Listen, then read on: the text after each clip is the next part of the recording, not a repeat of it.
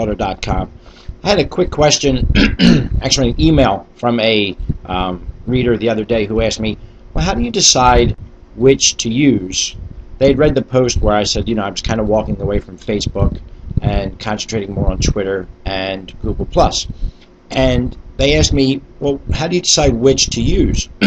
And the answer really is this. I use both. I typically will post whatever I happen to be interested in or reading, or if it's something that I did, on both.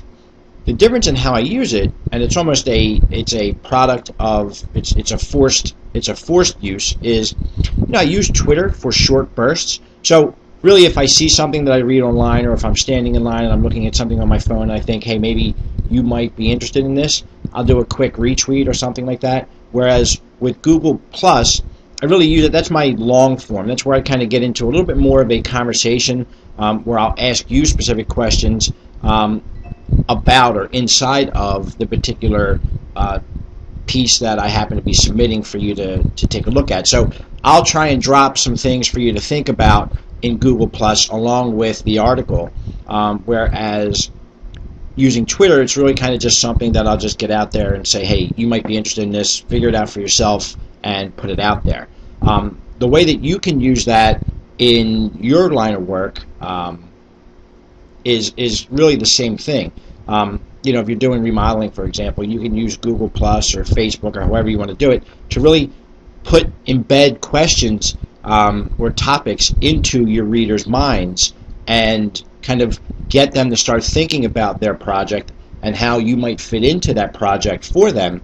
And you can use Twitter just to kind of, always to be able to use Twitter as a search mechanism to find out what the conversation is, but to also, get a message out about who you are, what you do, how you do it, not in a salesy way, but by doing it by educating people, because people want to buy from people that they consider the expert, not salespeople. So if you can get that information out there, that if you aggregate or if you're a curator of information regarding what they're interested in, then you automatically become the expert, regardless of whether or not you wrote it yourself or not.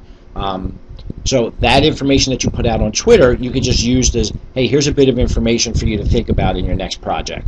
And you just start to accumulate that type of information and send that out.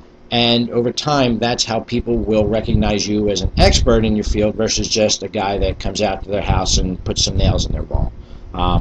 Be the expert, tell them what they need to do, and then charge them to do it. That's how you win. Whether it be on a blog when you're online, whether it be in your marketing materials, whether it be in your presentation, when you're sitting across the table from them, tell them what they need to do, and then charge them how to do it. And there's no better way to do that online than with some of the social media tools that you have at your disposal, Twitter, Facebook, Google+, all the other resources out there. But keep in mind, you always want to bring them back to your website. So before I get too rambly, that's how I use Google+ and Twitter. Twitter is really kind of just a, hey, this just came to my mind, I'm going to get this out there. Google+ is a little bit more of a way for me to kind of start a conversation or get you to start thinking about having that conversation. So that's it. Have a great day. We'll talk soon.